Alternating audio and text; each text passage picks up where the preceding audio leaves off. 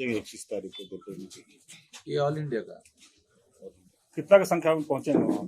तो 1 लाख लोगों का तो मोर्चा हमने घोषित किया हुआ है। ये तो मिनिमम आंकड़ा है, ज्यादा होगा।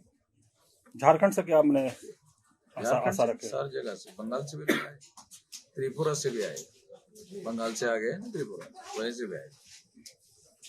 सर, ईवीएम को लेकर बराबर सवाल किए जाते हैं, लेकिन कुछ होता नहीं, ढाक का 3 पात रह जाता है और चुनाव हो जाता है। ये एक अलग बात है, मगर चुपचाप हो नहीं रहा ना, विरोध हो रहा है। और बहुत मौलिक बात यह है कि संविधान ने चुनाव आयोग को फ्री, फेयर एंड ट्रांसपेरेंट चुनाव करने के लिए अधिकार दिए। तो जब भारत की प्रजा और वोटर सवाल उठा रहे हैं तो सेटिस्फैक्टरी आंसर देने की कॉन्स्टिट्यूशनल जिम्मेदारी चुनाव आयोग की है। हमने लिखित रूप से कई सवाल उठाए हैं जिसका कोई जवाब चुनाव आयोग दे नहीं रहा है। तो जब कोई बात जवाबदेही पूरी नहीं होती है संविधान के अनुसार, तो फिर मामला जनता के कोर्ट में जाएगा ना, मामला जनता के कोर्ट में जाएगा, सुप्रीम कोर्ट में भी जाएगा। सुप्रीम कोर्ट में भी हमने मामला उठाया हुआ है, ऐसा नहीं कि नहीं। जो संविधान के दायरे में रहकर एक रास्ता तो सुप्रीम कोर्ट जाने का है, एक रास्ता जनता के कोर्ट में जाने का है। ये दोनों रास्ते संवैधानिक तरीके से, तो हम दोनों तरफ लोगों को ये जानकारी दे रहे हैं कि भी ईवीएम मशीन के द्वारा जो संविधान ने गारंटी दी है, ये कोई साधारण अधिकार नहीं है। फ्री, फेयर एंड ट्रांसपेरेंट जो है ये मौलिक अधिकार, ये फंडामेंटल राइट है। ये फंडामेंटल राइट का वायलेशन हो रहा है। तो इसलिए ये अगर मान लो फ्री, फेयर एंड ट्रांसपेरेंट चुनाव नहीं होता है, जनता जिसको चुनना चाहती है उसको चुनकर नहीं दिया जाता है, और जिसको चुनना नहीं चाहती है उसी की सरकार आती है, तो फिर तो जनता का अधिकार तो लगभग समाप्त हो गया। फिर तो जनता के पास जो आखिरी हथियार है, आखिरी हथियार क्या है? लोकतंत्र में शांतिपूर्ण तरीके से बदलाव करने का अधिकार जनता के पास है। अगर यही अधिकार खत्म कर दिया तो फिर लोकतंत्र रहेगा कहाँ? ये ना मौलिक बात। चुनाव आयोग तो बोलता है कि हम लोग ट्रांसपेरेंसी चुनाव कराते हैं, ईवीएम सही काम करता है। देखो, चुनाव आयोग का बयान है, एक चीज है कि चुनाव आयोग एक बयान दे रहा है। अगर कोई मान लो कोई मंत्री क्या प्रधानमंत्री अगर कोई फैसला करता है और उसके बारे में पार्लियामेंट में या पार्लियामेंट के बाहर अगर पत्रकार कोई सवाल उठाते हैं, जवाबदेही बनती कि नहीं बनती? इसका जवाब दिया जाए।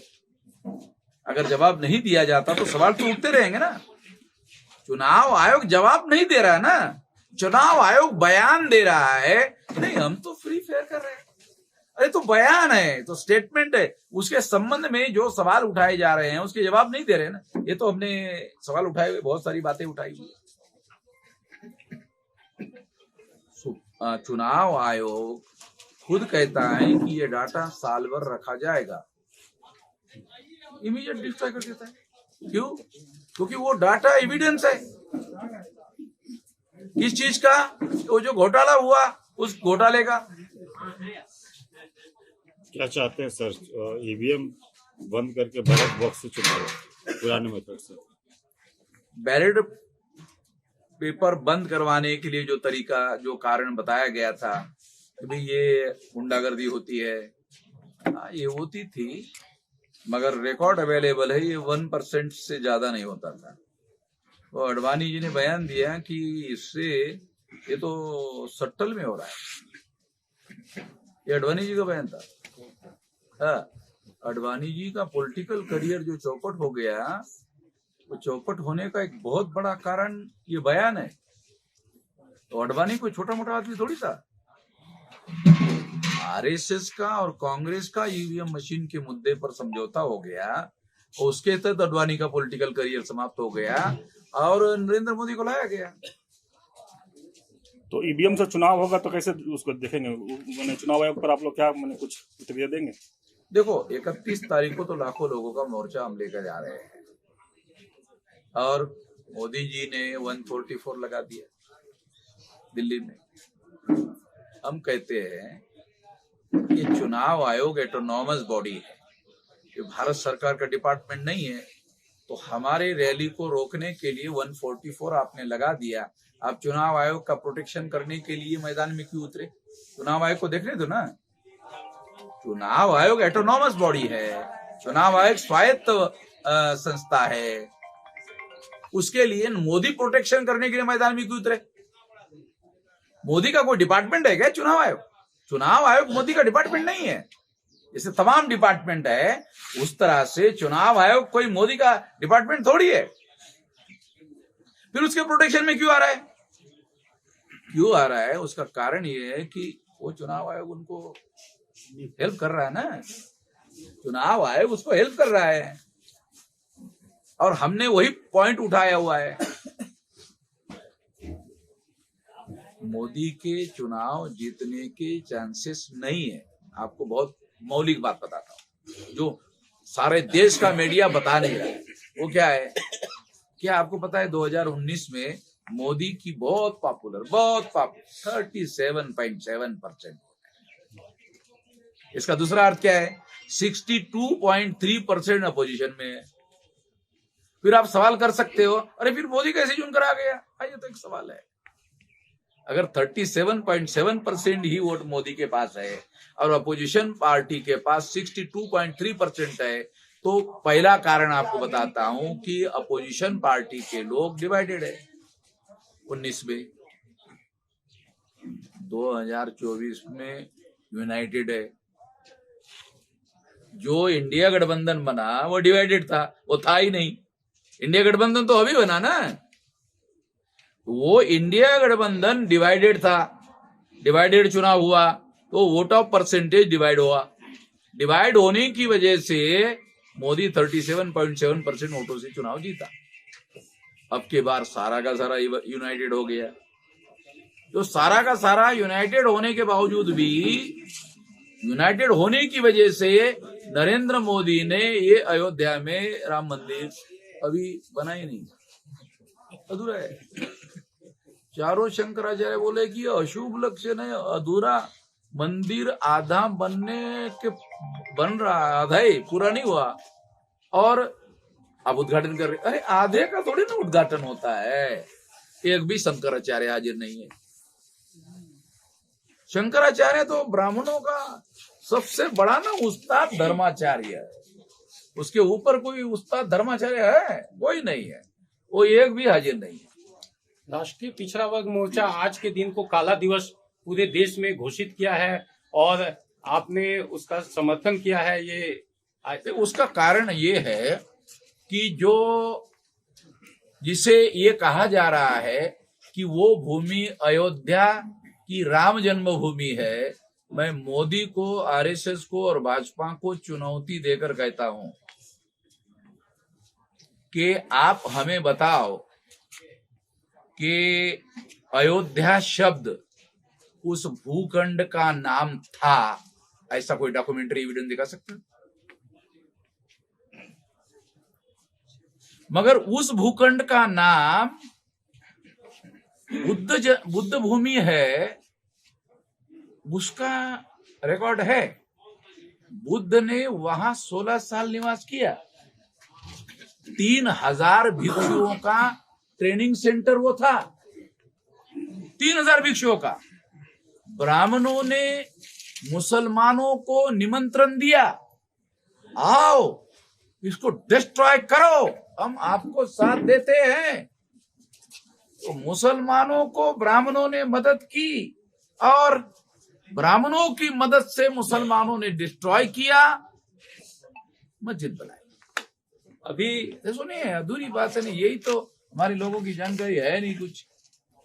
डिस्ट्रॉय कर दिया और वहां पर वो मस्जिद बनाए। ब्राह्मणों को मालूम था, पहले से वो भूमि राम जन्मभूमि नहीं है, वो साकेत है। रिकॉर्ड में उस भूखंड का नाम ब्राह्मण भी कहते हैं, ब्राह्मणों के लिटरेचर में, पुराणों में उस भूमि का नाम साकेत है। अयोध्या नहीं। अयोध्या शब्द कहाँ है? भारत के इतिहास में पहली बार अयोध्या शब्द आया कहाँ? रामायण में। रामायण में अयोध्या शब्द है। जमीन पर कई प्रचार में भांडारकर ब्राह्मणों का महापंडित हुआ है महाराष्ट्र में। वो क्या कहता है, 14वीं शताब्दी तक राम नाम का कोई भी कल्ट ही वजूद में नहीं था। वो तो ब्राह्मण है भाई, हम तो है नहीं, वो तो ब्राह्मण है भंडारकर, वो महापंडित माना जाता है। वो कहता है 14वीं शताब्दी तक, 11वीं शताब्दी तक वहां का रिकॉर्ड ऐसा कहता है राम मंदिर का कोई एग्जिस्टेंस ही नहीं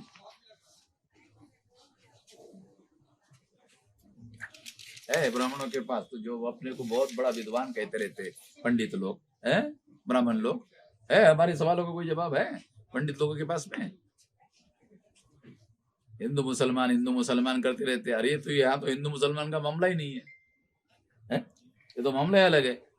बौद्धों का कहना है कि कुबेर टीला और सुमेर टीला वो बौद्ध स्तूप है और वो बौद्धों का है। लेकिन न्यायालय ने जो निर्णय दिया उसमें बौद्धों को वो पार्टी स्वीकार नहीं किया और आस्था के आधार पे सुप्रीम फैसला कोर्ट ने दिया, निर्णय दिया और वो 5 जजों को भी आमंत्रित किया गया है इस संदर्भ में सुप्रीम कोर्ट की। वो जजों को आमंत्रित नहीं करेंगे तो वो सारे रिटायर्ड हो गए ना, अभी जज थोड़ी है, तो और संभवतः सारे ब्राह्मण है?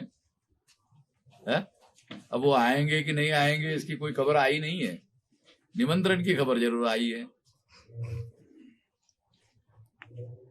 2024 में अगर ईवीएम से चुनाव होता है तो आप 31 तारीख तक हम चुनाव आयोग इसमें क्या बदलाव करता है वेट कर रहे हैं, उसके बाद ही बोलेंगे। उसके बाद हमारी नीतियों में बहुत बड़ा बदलाव हम करेंगे कि अगर ये लोग शांतिपूर्ण तरीके से, संवैधानिक तरीके से अगर हमारी बात को मानने के लिए राजी नहीं है।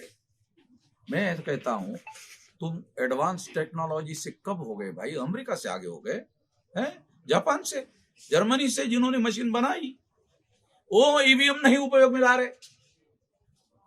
उनका यकीन नहीं है कि ईवीएम मशीन के द्वारा फ्री फेयर एंड ट्रांसपेरेंट चुनाव हो सकता है, इस पर उनका यकीन नहीं है। तुम्हारा क्यों है? जहां 70% लोग अशिक्षित लोग हैं, अर्धशिक्षित लोग हैं, उनको बताना पड़ता है वोटिंग वो बूथ पर, अरे यहाँ ऐसा बटन है यार, ये इधर ऐसा दबाओ लोगों को। कभी कभी तो वो अंदर वाला आदमी वो बीजेपी वाला दिखा देता है बटन, अरे यहाँ पर है। सर आप बोल रहे हैं जो गठबंधन बना है, इंडिया गठबंधन तमाम विरोधी दलों का, वो क्यों नहीं सवाल उठा रही है? देखो अभी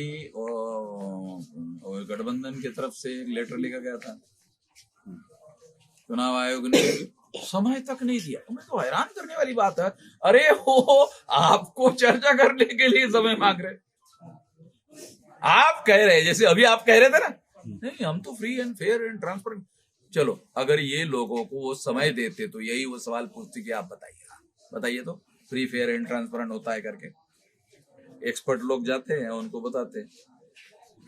चुनाव आयोग ने कभी उस मशीन को सार्वजनिक रूप से सारे दुनिया वालों के सामने भाई कोई भी आ जाओ और इसमें गड़बड़ी होती है करके दिखाओ, तो लोगों ने तो चुनौती दी हुई है कि हम करके दिखाते हैं। मैंने आप चुनाव आयोग पर सवाल उठा रहे हैं? चुनाव आयोग खुदा है। लोग दुनिया में खुदा पर भी सवाल उठा रहे हैं। नहीं उठा रहे? ऐसे तमाम करोड़ों लोग हैं जो है नहीं पर चर्चा करते रहते। तो जब वो खुदा पर लोग सवाल उठा रहे हैं, चुनाव आयोग खुदा ना है, खुदा तो है नहीं।